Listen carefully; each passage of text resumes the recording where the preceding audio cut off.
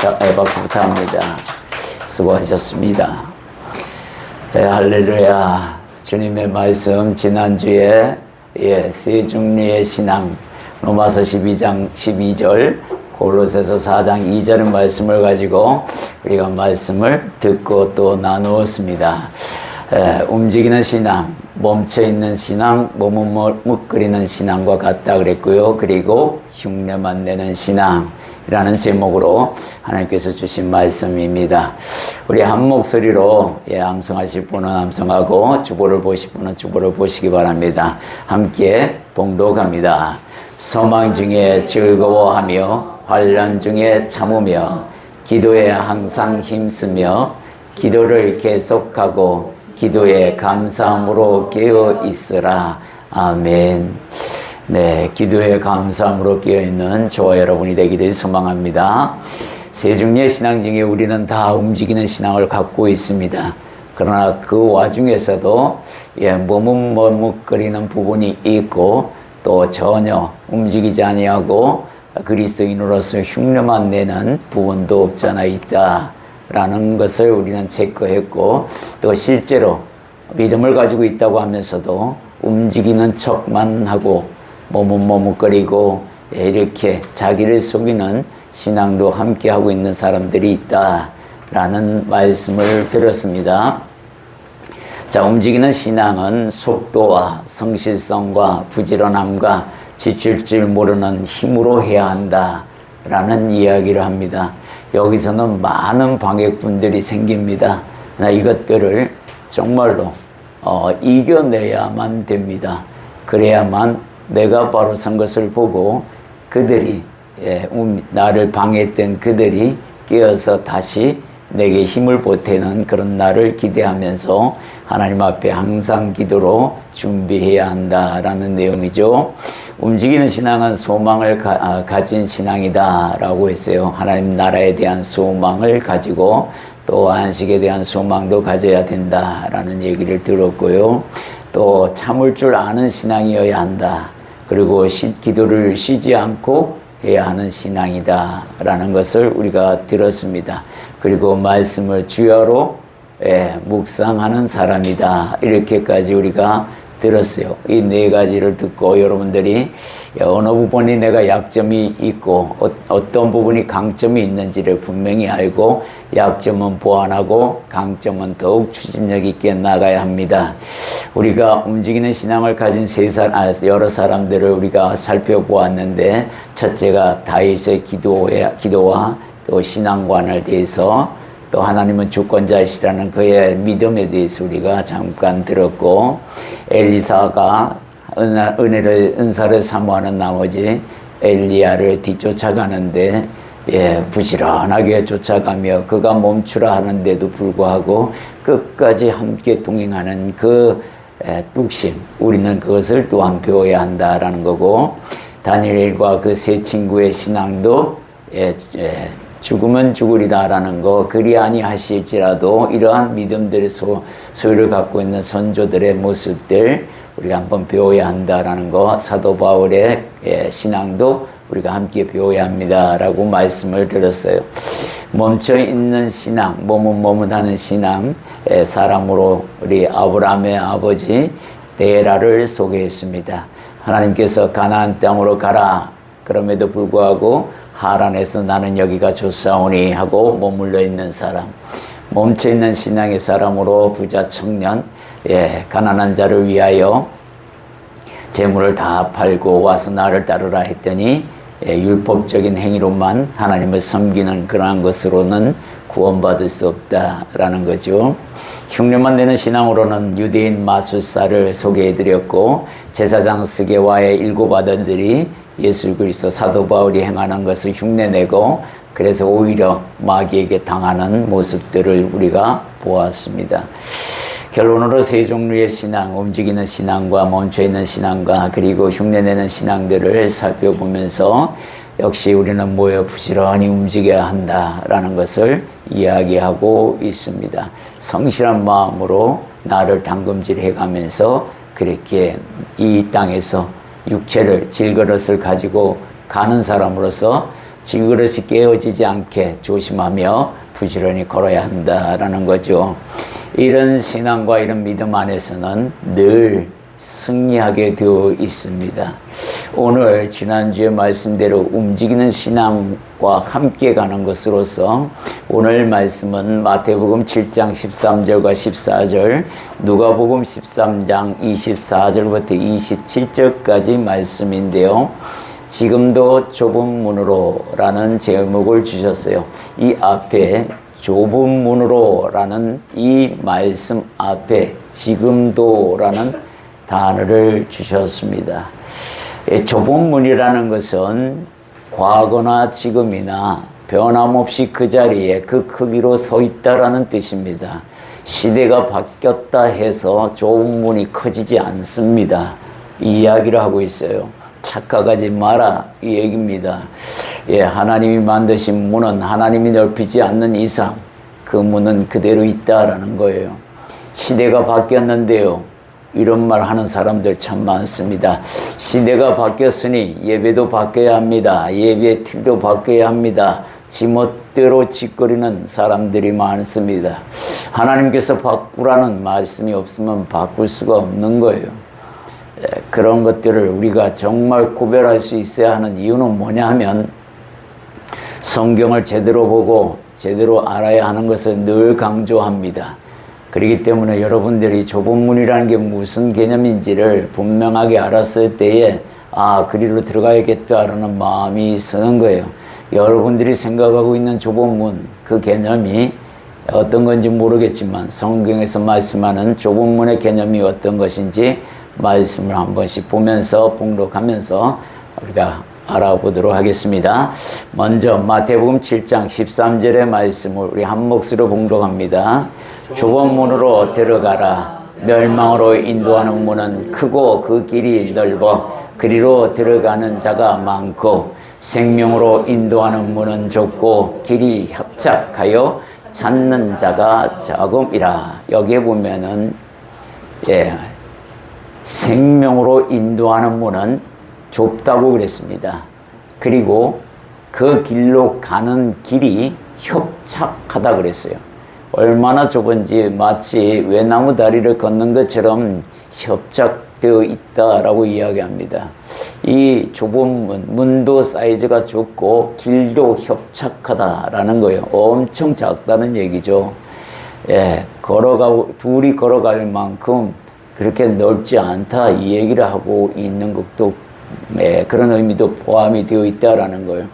마태복음에서 성령님이 이렇게 기록하고 있는 것은 유대인을 대상으로 해서 또한 율법적인 그 틀에서 벗어나지 못하는 바리새인들과 서기관과 사두개인들 그리고 산헤드린 공의회 유대인 모두에게 이야기하고 있는 거기도 하지만 지금 현대에 와서는 믿는 우리들에게도 똑같이 적용하여 이 말씀을 하신다라는 겁니다.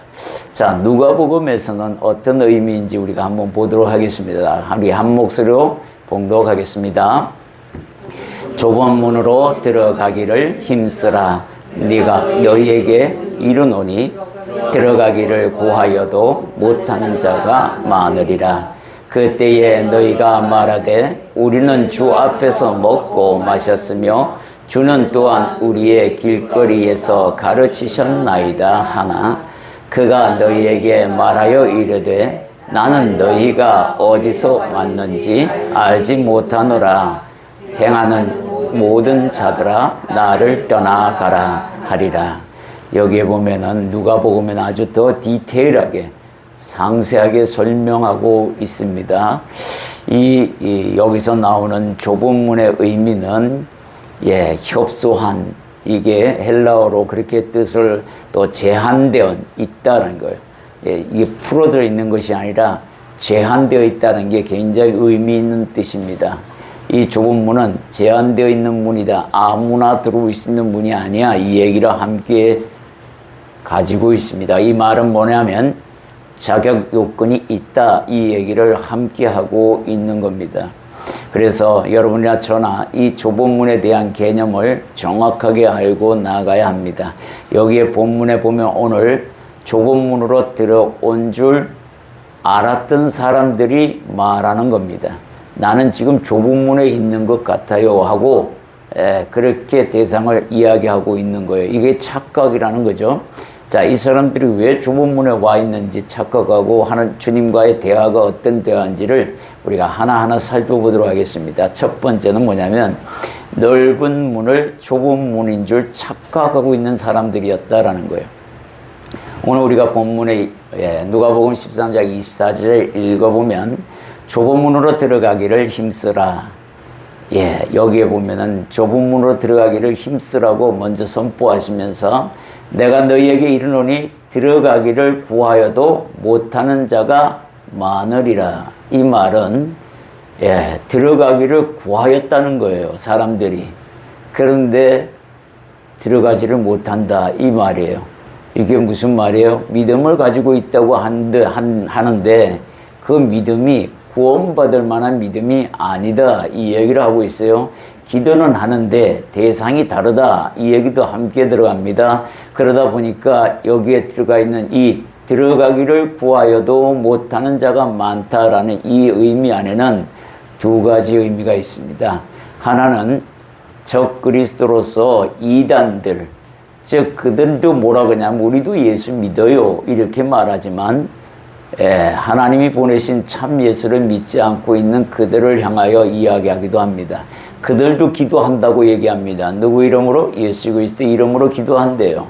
그러나 그들의 본질은 뭡니까? 그 안에 교주가 있는 거죠. 교리가 다른 교리가 있는 겁니다. 이들은 구하여도 못 들어간다 이 얘기를 하고 있습니다. 두 번째는 뭐냐면 성전 뜰을 밟고 다니는 생활했던 사람들도 함께 포함되어 있다라는 거예요. 이 사람들이 굉장히 불쌍한 사람들입니다. 두 번째 보면 누가복음 13장 26절의 앞부분에 보면 그때에 너희가 말하되 우리는 주 앞에서 먹고 마셨으며 이 얘기를 합니다. 이 얘기는 무슨 말이에요? 성전 뜰을 밟았다 이 얘기예요. 그리고 하나님 앞에 이 십자가 앞에서 먹고 마셨다 이 얘기를 하는 거예요. 그랬더니 우리들은 당연히 구원받아야 하는 게 맞습니다. 우리가 이런데 좁은 문에 들어가 있지 않다고 얘기하는 겁니까? 라고 주님한테 오히려 반문하고 있는 모습입니다. 그러니 성전뜰을 열심히 밟은 사람들이 그 믿음에 대하여 가치를 부여하려고 그러면 그 뒤에 그가 행한 것들과 그가 말하는 열매가 무엇인지를 알아야 한다. 이 얘기를 우리에게 말씀하고 있어요. 세 번째는 이들은 가르침도 받았던 사람들입니다. 누가복음 13장 26절 후반절에 보면은 이렇게 되어 있어요. 또한 우리가 길거리에서 가르치셨다는 거. 우리를 길거리에서 가르쳤다는 거예요. 우리의 길거리라는 것이 뭐냐면 왜 이들은 이런 표현을 했을까라는 거예요.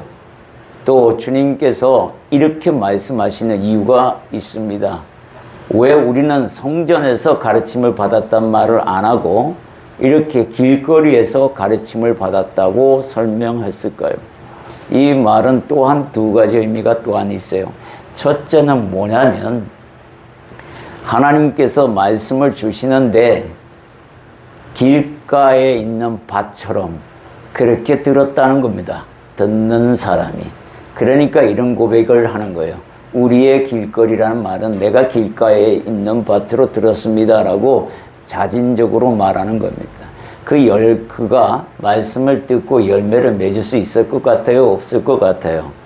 절대 없잖아요. 그죠? 그러니 좁은 문에 있지 않는 거예요.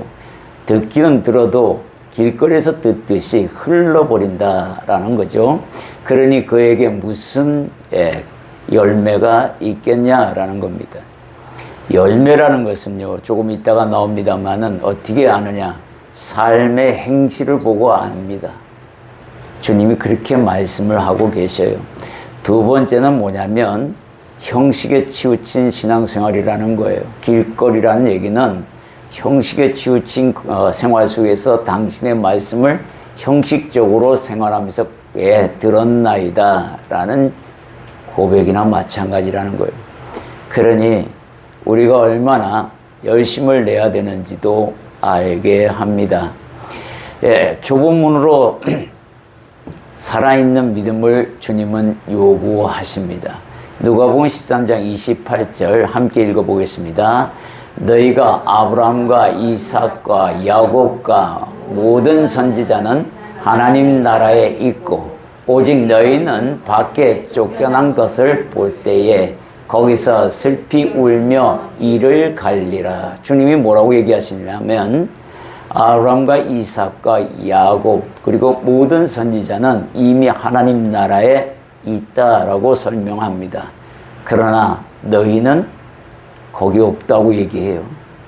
이게 엄청 무서운 말씀입니다. 왜 이런 말씀을 했는지를 설명합니다. 마태복음 22장 32절에 그 말씀을 이야기합니다. 우리 함께 봉독합니다. 나는 아브라함의 하나님이요 이삭의 하나님이요 야곱의 하나님이로라 하신 것을 읽어보지 못하였느냐. 하나님은 죽은 자의 하나님이 아니요 살아있는 자의 하나님이시니라 하시니. 이게 뭔 말이냐면 여러분들, 아브라함과 이삭과 야곱의 하나님이라는 것은 살아있는 하나님을 대표하고 있습니다. 그들의 이름 위에 살아있다라고 이야기하는 것은 이 세 사람은 믿음의 족장시대에 대표하는 사람들입니다. 죽은 자의 하나님이 아니라 산 자의 하나님, 믿음으로 살아있는 사람들의 하나님이라고 이야기하는 걸 보면 오늘 이 사람들은 믿음으로 살아있지 않다 이 얘기를 하고 있어요. 그러니까 무슨 말을 하냐면 성전때를 열심히 받는 건 좋은데 반드시 말씀으로 거듭나야 한다. 말씀이 너의 삶 속에서 움직여야 해. 같이 이 이야기를 좁은 문에 비유하고 있는 거라고 우리가 볼 수 있습니다. 살아계신 하나님, 내게 있어서 살아계신 하나님이 되려 그러면 반드시 그 말씀이 내 안에 들어와서 내가 성육신으로 오신 하나님의 말씀, 그 말씀처럼 그 기적처럼 하나님의 말씀이 내 안에 들어와서 그 성육신화되는 그런 역사가 함께 이루어져야만 되는 거야 라고 이야기합니다. 자, 네 번째 보면 힘쓰라 라고 부탁을 합니다. 누가복음 13장 24절에 좁은 문으로 들어가기를 힘쓰라. 우리가 무엇에 힘써야 할 것인가? 여러분들 이 말씀은 좁은 문으로 들어가기를 힘쓰라 라고 이야기하는데 뭐에 힘써야 되는 건지 아셔야죠. 이거 뭐에 힘써야 될까요? 그러면 대번에 하시는 말씀이 뭐라고 얘기하냐면 도덕적이고 윤리적인 말씀을 하고 십계명을 이야기하는 사람들이 대부분입니다. 주님은 그런 것을 물론 요구하지만 분명한 것은 이렇게 이야기합니다. 첫 번째는 하나님 나라에 대한 비유로 이 앞뒤를 보면 겨자씨에 대한 말씀과 누룩을 이야기하고 있어요. 우리가 여기서 해답을 찾아야 합니다. 무슨 해답이냐면 이 좁은 문을 말씀하기 전에 앞뒤로 이런 말씀들을 기록한다라는 거예요. 그러면 좁은 문으로 들어가는 그 문에 힘써야 할 부분이 뭐냐 하면 하나님 나라에 대한 비유로 겨자씨와 누룩을 설명했는데 겨자씨와 누룩과 같은 그런 삶을 살아야 한다라고 분명하게 이야기하고 있는 거예요. 자, 그러면 우리가 누가복음 13장 18절에서 21절까지의 말씀을 우리 한 목소리로 봉독해 봅니다. 함께 봉독합니다. 그러므로 예수께서 이르시되 하나님의 나라가 무엇과 같을까? 내가 무엇으로 비교할까? 마치 사람이 자기 채소밭에 갖다 심은 겨자씨 하나를 같으니 자라 나무가 되어 공중의 새들이 그 또 이르시되 내가 하나님의 나라를 무엇으로 비교할까? 마치 여자가 가루서말 속에 갖다 넣어 전부 부풀게 한 누룩과 같으니라 하셨더라. 여기에 하나님의 나라를 겨자씨와 누룩에 비유하고 있어요. 여러분들의 말씀을 듣습니다. 여기 겨자씨는 여기 보면은 뭐라고 해요? 사람이라고 이야기합니다. 사람이 자기 채소밭에 갖다 심은 겨자씨로 비유합니다. 그러니까 내 마음밭에 사람이 내 마음밭에 이 겨자씨 하나를 심으면 제대로 심으면 이 나무가 이 씨가 나무가 되어서 공중의 새들이 와서 그 가지에 깃들게 된다. 이 말을 하고 있는 것은 여러분들이 하나님의 말씀을 듣습니다. 듣고는 어떻게 합니까?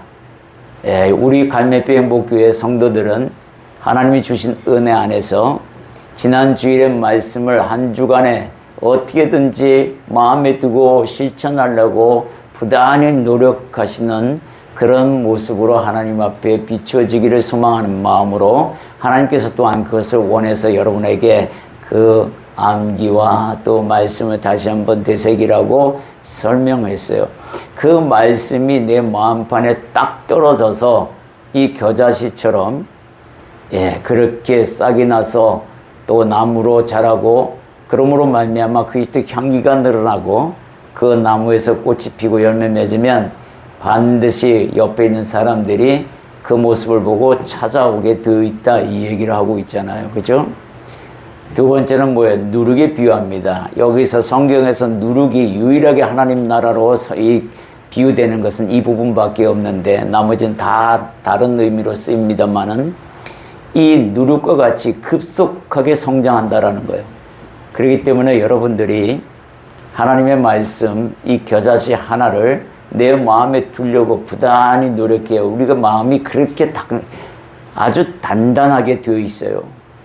아무리 있잖아요. 갖다 뿌려도 잘 받아들이지 않습니다. 받아들이는데 깊이 받아들이지 않아요. 변화되도록끔 받아들여야 되는데 변화되도록끔 받아들인 척만 하지 사실 뭐가 사건 하나 딱 터져버리면 모두가 다 무너져버리고 그제서야 다 보게 됩니다. 본인이. 하나님께서 가끔가다 그렇게 보여주셔요. 여러분들 경험 많이 하셨을 겁니다.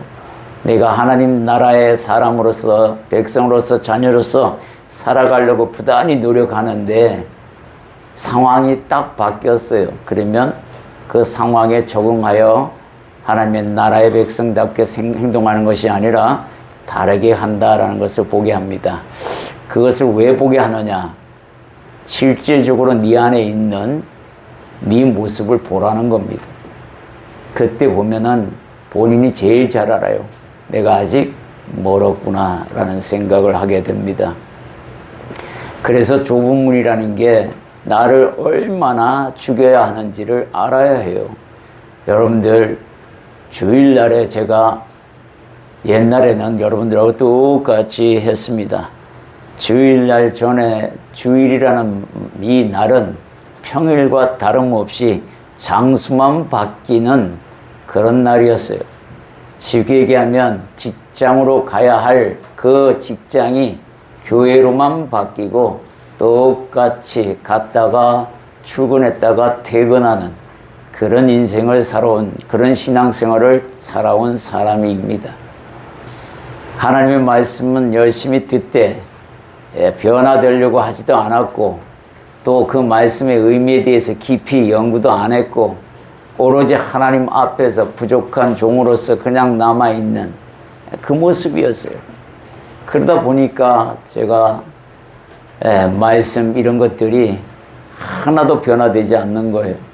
그냥 아내하고 트러블 있으면 그냥 용서하라, 받아들여라, 긍휼히 여겨라, 자비하라, 사랑으로 품어라, 귀히 여기라 다 아는데 그게 안 되고요. 바로 화산 폭발하듯이 팍 터져버리죠. 그죠?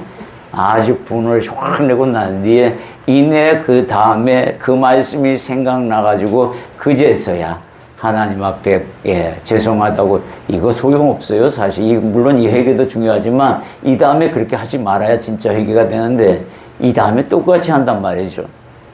이거 하나님을 놀려먹는 거지 뭡니까? 그죠? 그런 마음을 가지고 신앙생활을 하다 보니 하나님께서 너 도저히 안 되겠다. 와서 좀 맞아야겠다. 그래서 시컷 맞고 하나님 앞에 정신 차리고 이렇게 변화돼서 주께서 입힌 이 성의를 입고 여러분 앞에 서서 간증하고 있는 겁니다. 전 여러분에게 말씀하고 싶은 게 뭐냐면 하나님 나라의 소망을 둔 사람은 하나님 나라의 자녀답게 백성답게 살려고 부단히 노력해야 합니다. 정말로 저는 주일을 위해서 어떤 사람이 제가 부끄러운 것은 어떤 사람이 주일날 예배를 드리기 위하여 토요일 날에 행동거지를 자제합니다 라는 말을 듣고 제가 참 부끄러웠습니다. 그때 내가 그렇게 못했던 게 내가 그 사람의 믿음과 비교했을 때 얼마나 처져 있는지 그때 지금 와서 생각해 보니 참 많은 은혜를 누려야 할 내가 누리지 못하고 살아가는 모습을 보고 이건 전부 내 탓이구나. 하나님의 말씀을 내 안에 심기 시작하니까 정말 이 누룩과 같이 이 말씀 하나하나가 퍼져서 새끼를 까고 또 자라서 많은 말씀과 연결시켜서 그 의미를 깨닫게 함으로 많은 사람들이 찾아와 함께 말씀을 나누는 그 행복을 주시는 겁니다. 여러분도 그런 행복을 누리셨으면 좋겠습니다. 두 번째는 세상 눈에 밝은 여우들을 조심하라 라고 이야기합니다. 세상 눈이 밝은 사람들이 있어요. 이 사람들이 굉장히 가까이에 있습니다. 어떤 때는 가족이 될 수도 있고 어떤 때는 친구가 될 수 있습니다. 그런데 어떤 때는 선배가 될 수도 있어요. 어떤 때는 할아버지 할머니가 될 수도 있습니다. 세상에 살아보니 너무 밝거든요. 경험이 많다 보니 그렇게 이야기합니다. 주님은 분명하게 이렇게 이야기합니다. 누가복음 13장 31절에서 32절 함께 있습니다. 곧 그 때에 어떤 바리새인들이 나와서 이르되 나가서 여기를 떠나소서. 헤롯이 당신을 죽이고자 하나이다. 이르시되 너희는 가서 저 여우에게 이르되 오늘과 내일은 내가 귀신을 쫓아내며 병을 고치다가 제3일에는 완전하여 지리라 하라. 여기 보면 헤롯을 뭐라고 얘기하죠? 여우라고 표현합니다. 이 여우 얼마나 약은지 헤롯을 두고 여우라고 하는 이유가 뭐냐면 본인의 이 세상 권세를 유지하기 위하여 여우처럼 아부하고 위에 권세자보다 위에 있는 사람에게 아부하고 그것을 지키려고 노력하는 그런 모습들이 여우라고 표현합니다. 그러니까 세상 이치에 엄청 밝은 사람들이에요. 그런데 믿음으로 있는 사람은 이렇게 돼서는 안 됩니다. 이거 정말 버려야 해요. 무슨 말을 하더라도 하나님이 보시는 그 말 앞에서 말씀하고 있다라는 것을 기억하면 한 번 더 필터레이션 될 수 있습니다.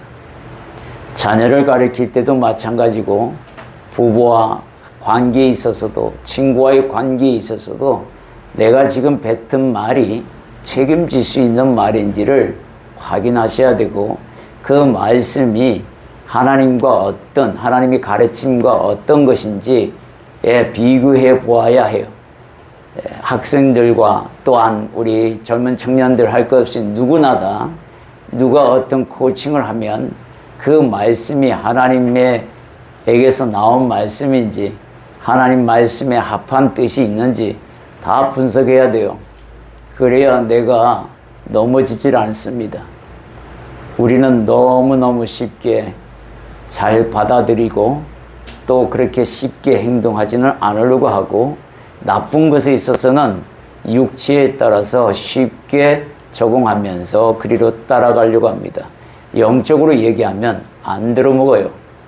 그러니까 우리가 하나님께서 뭐라고 얘기하시냐면 좁은 문으로 들어가는 것이 쉬운 일이 아니다 하는 이유가 네 육체가 방해하고 있어. 이 얘기도 함께 가는 겁니다. 육체의 안위가 얼마나 좋은 걸 요구하는지 아시잖아요. 그죠? 뭐 좀 하려고 하면 힘든 거 못하게 하잖아요. 야야 5분만 더 쉬어라. 그 5분이 30분을 갑니다. 30분 가면 1시간 가요. 1시간 가면 반나절이 갑니다.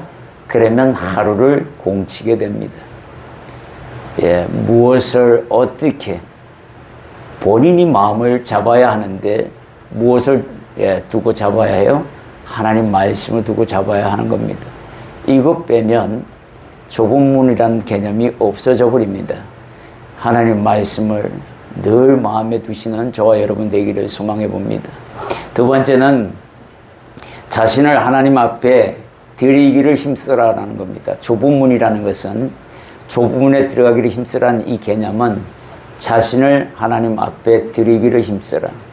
여러분들 오늘 예배 드리러 왔습니다. 그죠? 자, 예배 드리러 왔어요. 그러면 예배 드리러 오기 위하여 어떤 힘을 썼느냐라는 거예요. 이게 굉장히 중요한 포인트예요. 여러분들 성전 뜰만 받는 사람과 하나님을 예배하고자 하는 사람의 마음가짐은 다릅니다. 근데 성전 뜰만 받는 사람도 인터뷰를 해보면 하나님을 예배하러 왔습니다. 자신 있게 얘기합니다. 그러나 하나님은 그 예배 안 받습니다. 이렇게 이야기하는 경우가 많다는 거예요. 사도 바울이 이 가르침을 우리에게 줍니다. 디모데후서 2장 15절에서 16절 함께 있습니다. 너는 진리의 말씀을 옳게 분별하며 부끄러울 것이 없는 일꾼으로 인정된 자로 자신을 하나님 앞에 드리기를 힘써라. 망령되고 헛된 말을 버리라. 그들은 경건하지 아니하며 점점 나아가나니. 넓은 문으로 가는 사람들은 뭐냐면 경건하지 아니하는 그 행동으로 나아가는 사람들이 넓은 문으로 가는 사람들이에요. 경건에 힘쓰려고 노력하는 사람들이 좁은 문으로 들어가려고 노력하는 사람들이란 겁니다. 여러분들 경건해지려고 노력하고 있습니까? 아멘. 네, 경건해지려고 노력해야 돼요. 이 경건을 빼버리면 우리는 하나님의 자녀가 될 수 없습니다. 그렇기 때문에 오늘도 내일도 앞으로 올 날도 지나간 과거는 이 경건을 지키기 위하여 돌이켰을 때에 내가 그 길로 갔더니 이런 일이 생기더라는 경험 때문에 마음을 바로잡으려고 노력하는 그런 게 있어야 하는 그런 걸음으로 사용해야 하지만 경건을 잃어버리지 않도록 노력해야 합니다. 이런 것들을 우리가 늘 하나님 앞에서 생각하고 나아가야 합니다. 우리 마태복음에서는 어떻게 기록하고 있는지 하나하나 살펴보도록 해보겠습니다. 좁은 문은 찾는 자가 적은 문이다 라고 마태복음에서 기록하고 있어요. 들어가는 사람들이 너무 적다는 거예요. 왜? 거기는 생명으로 인도하는 문이기 때문에 그렇다는 겁니다. 여러분들 우리가 양육을 할 때에 지금 죽으면 천국에 갈 수 있습니까? 라는 질문을 하게 되면 다들 대부분 믿음이 강하시고 확실한 믿음이 있는 사람은 예라고 하지만 그렇지 않는 사람들은 예라고 말을 못하고 아니요 하기는 또 뭐하고 하니 체크를 안 하고 옵니다. 안 하고 오면은 저랑 이야기하면서 이야기하는데 대부분 뭐라 그러냐면 양심이 있어서 어제 아니 지금 이 순간까지도 내가 미워하는 사람은 미워하고 원수를 사랑하라 그랬는데 그렇게 못하고 있고 말씀대로 지키지 못하고 살아가는 자신의 모습을 되돌아봤을 때에 못 갈 것 같습니다. 이 얘기를 하거든요. 그나마 그 사람은 양심이라도 있어서 좁은 문으로 올 가능성이 상당히 짙기 때문에 잘 얘기하면은 의미를 알고는 본인을 깨닫고 연구하면서 좁은 문으로 가려고 합니다. 이렇게 우리가 하나님 말씀 안에서 함께 가는 것이 좁은 문입니다. 여러분 말씀 실천해야 해요. 말씀 실천 안 하면요 아무 소용없어요. 말씀 실천 안 하면 예수를 믿는다 하더라도 그 믿음은 인정되지 못합니다. 무조건 여러분들 그리스도인이 생각해 보십시오. 세상 사람들과 똑같이 도박을 하고 술을 먹고 담배를 핀다 그러면 그게 좁은 문의 인생입니까? 넓은 문의 인생입니까? 안 봐도 다 알잖아요. 세상 사람들도 다 알아요. 그런데 거기다가 무슨 이유를 다 갖다 붙여가지고 합리화하면 안 됩니다. 이건 참된 그리스도인의 모습이 아니에요. 그죠? 말씀이 함께하는 사람이라고 세상 사람들이 인정 안 해요. 하나님의 말씀이 그렇게 가르치고 있어? 야, 우리랑 다른 점이 뭔데? 오히려 이런 의미를 부여하는 그런 꼴이 돼버리고 맙니다. 그건 아니잖아요. 그죠? 좁은 문은 그런 문이 아니에요. 내 육체 자아를 어떻게든지 죽이려고 싸워서 이기려면 얼마나 힘든 줄 아세요, 그거? 엄청 힘든 거예요. 그러니까 좁은 문이 힘든 거예요. 사실 쉽지 않습니다. 이겨내려면요, 여러분들 습관 하나 고치는데 몇 년 걸린 줄 아십니까? 그죠? 여러분들 빨리빨리 말씀 안에서 고쳐야 돼요. 내 이래가지고 내 인생 망친다, 이거.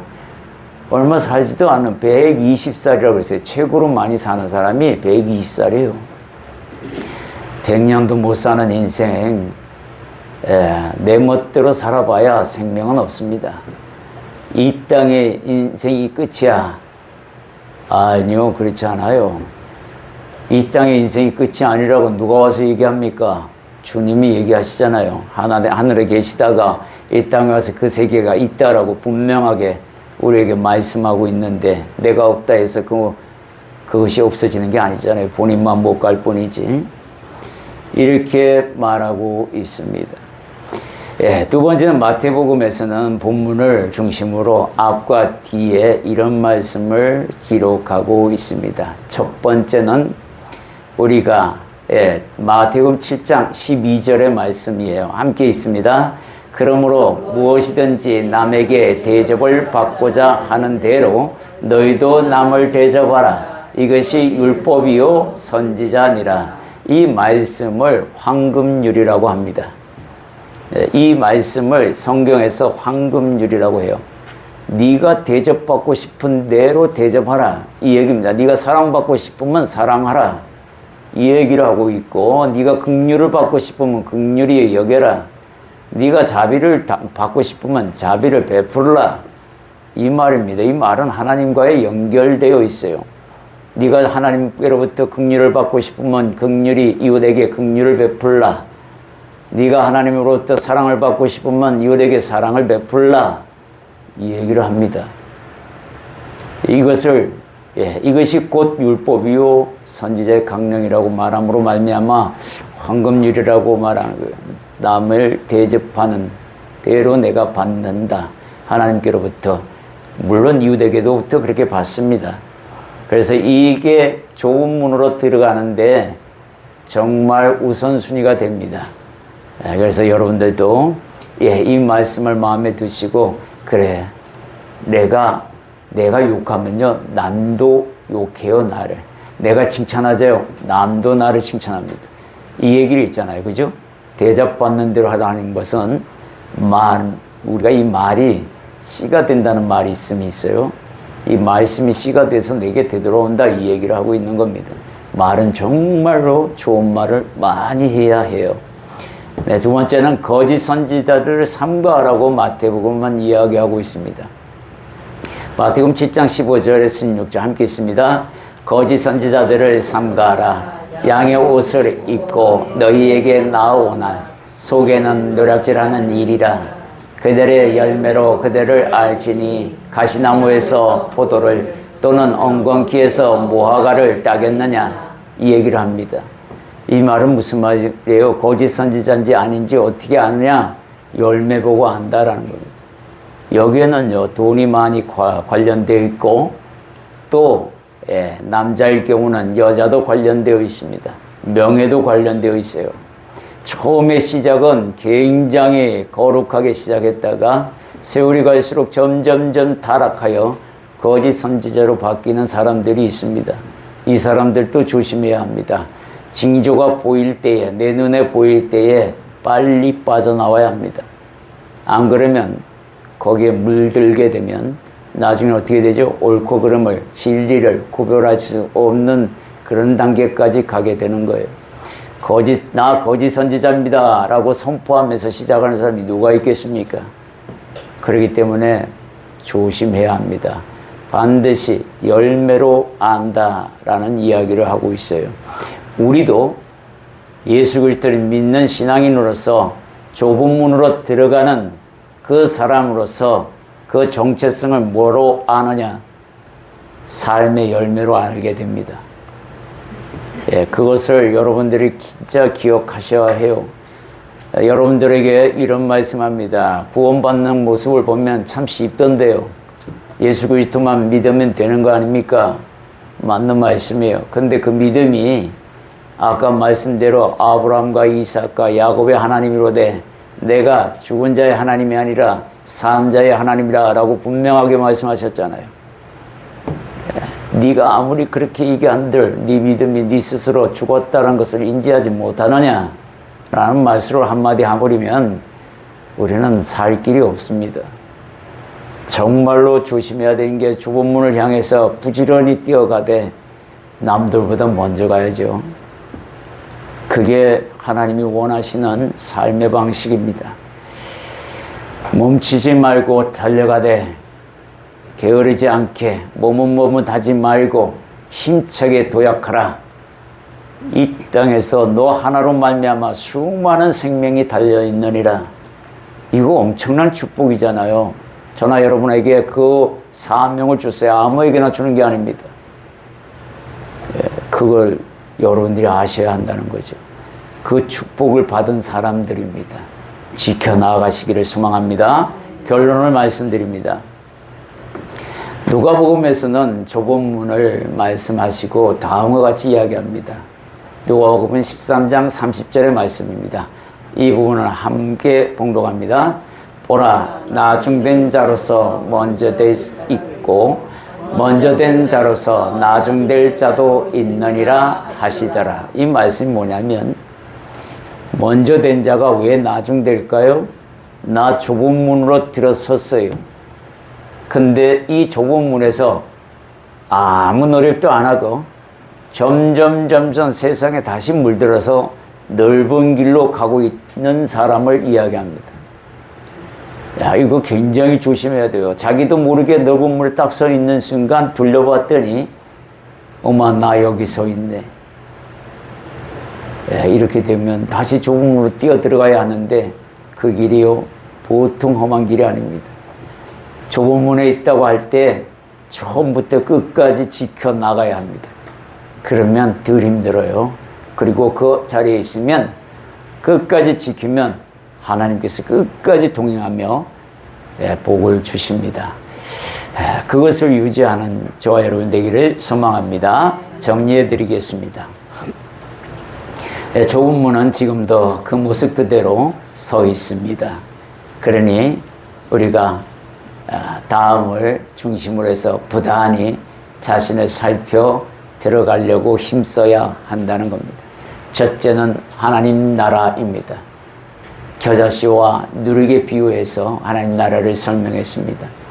하나님 나라의 가르침에 힘쓰라는 거예요. 가르침을 받았으면 또한 가르침을 할 수 있도록 가르치는 자가 마음에 바뀜이 없고 생활이 바뀜이 없고 말씀 중심에 안 서 있으면 그 가르침이 들어가겠어요? 그러니까 가르치는 자부터 바뀌어야 합니다. 하나님 나라에 소망을 두고. 두 번째는 세상 이치에 밝은 여우들을 조심하라는 겁니다. 헤롯과 바리새인들처럼 조심해야 됩니다. 여기에는 있잖아요. 부모가 될 수 있습니다.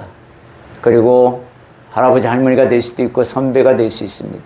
친구도 될 수 있어요. 정말 조심해야 됩니다.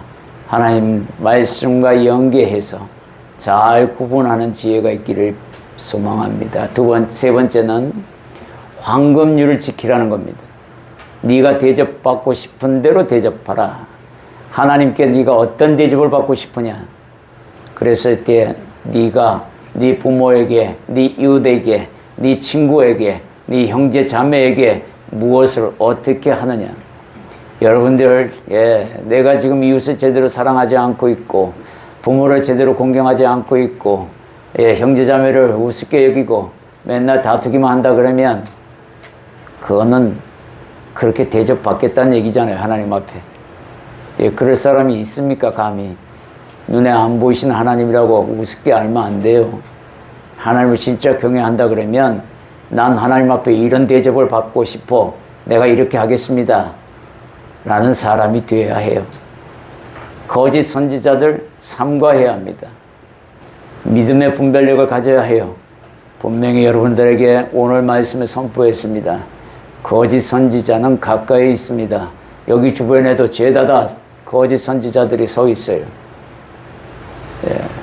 세상에서 이단이라고 설명하는데도 불구하고 가 있는 건 뭔 심보라는 거예요 대체. 나 이해가 안 되고 아무리 이해하려고 해도 이해할 수 없는 사람들이야. 뉴스에서도 이단이라고 얘기하고 있고 기독교 연합회에서도 이단 연구소에서도 이단이라고 얘기하고 있고 뉴스에도 떠들어대는데 왜 거기가 앉아있냐고. 진짜 대단한 용기예요. 경건의 모습으로 자신을 하나님 앞에 드리기를 힘쓰라고 분명히 마지막으로 얘기하셨어요. 육체의 연단은 약간의 유익이 있다 합니다. 그래요. 우리는 육체의 연단을 통해서 많은 유익을 얻지만 그조차도 약간이란 표현을 합니다. 그러나 경건은 범사에 유익할 뿐만 아니라 금생과 내생에까지도 그 약속이 이어진다라는 거예요. 그러니까 여러분, 저와 여러분이 좀 더 노력해서 정말 살아계신 하나님, 나의 하나님이라고 고백하는 그 입술에서 경건의 말이 튀어나오고 회개의 말이 튀어나오고 하나님 사랑한다는 말이 튀어나오며 내가 이웃을 더 사랑하기를 노력하고 부모를 공경하기를 노력하며 자녀를 더욱더 주의 말씀으로 품기를 노력하겠나이다 라는 다짐이 반드시 있어야 합니다. 그것이 바로 좁은 문으로 들어가고 그 길로 걸어가는 사람들의 모습이라 말씀하고 계십니다. 우리 결단 기도를 갖도록 하겠습니다. 오늘 주님께서 우리에게 말씀하셨어요. 좁은 문으로 들어가라. 그 길은 협착이라고 하셨습니다. 엄청 좁은 문이라고 말씀하셨어요. 내가 아직도 육체의 자아에 못 이겼어. 하나님 말씀을 받아들이는데 길거리에서 받아들이는 그런 모습은 아닌지 다시 한번 이 시간 생각하게 해주시오니 깨달으라 하신 말씀인 줄 알고 내가 그것을 마음에 두고 깨닫기를 원합니다. 결단하고 기도하기를 소망합니다. 기도하겠습니다. 사랑해 주님 감사합니다. 하나님, 우리는 가만히 보니 하나님, 내가 내 생각으로 나를 망치고 있다는 것을 우리가 알게 됩니다.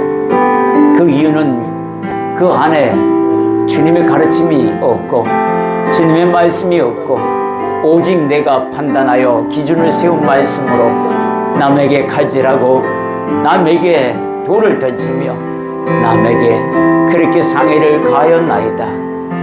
내가 오늘 주님 황금률이라는 말씀을 보고 네가 대접받고자 하는 대로 대접하라 하셨사오니 내가 오늘 하나님 앞에서 부끄럽기가 그지없나이다.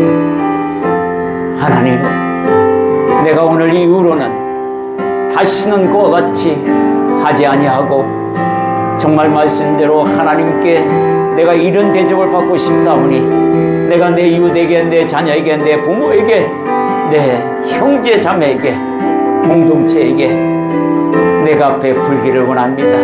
그 베푸는 대로, 그 가르침대로 긍휼과 자비와 인내와 사랑과 믿음으로 결단하며 하나님 앞에서 내가 다시 한번 결단하오니 나를 도와주시사 나 또한 하나님 앞에 그것을 받는 그런 존재로 삼아 주옵소서. 그것이 좁은 문이라는 것을, 그것이 좁은 길이라는 것을, 그것이 생명의 길이라는 것을 알게 하신 하나님께 감사드립니다. 예수님 이름으로 기도드립니다. 사랑의 주님, 오늘도 하나님의 말씀을 지금도 좁은 문으로 하나님께서 그렇게 십자가를 향하여 손으로 지시하시는 것을 보게 됩니다. 하나님, 내가 여지껏 좋은 문으로 향해 부지런히 걸어가는 줄만 알았더니 오늘 황금률이라는 말씀 안에서 대접받고자 하는 대로 대접하라는 그 말씀이 무슨 의미인지 내가 하나님 다시 한번 깨닫습니다. 나는 하나님 앞에 사랑받기를 원합니다. 긍휼을 받기를 원합니다. 하나님께서 인정해 주시기를 원합니다. 인내와 자비도 하나님께로부터 받기를 원합니다. 이제 그것을 내가 받기를 원한다면 주님께서 내 이웃에게, 내 자녀에게, 내가 내게로 준 선물, 아내와 남편에게, 그리고 형제 자매에게 그렇게 베풀라 하시오니 내가 오늘 이후로 하나님 앞에서 그것을 결단하며 결코 죽은 문과 그 길에서 떠나지 않기를 소망하나이다. 예수님 이름으로 기도드립니다. 아멘. 네, 우리 새 찬송가 620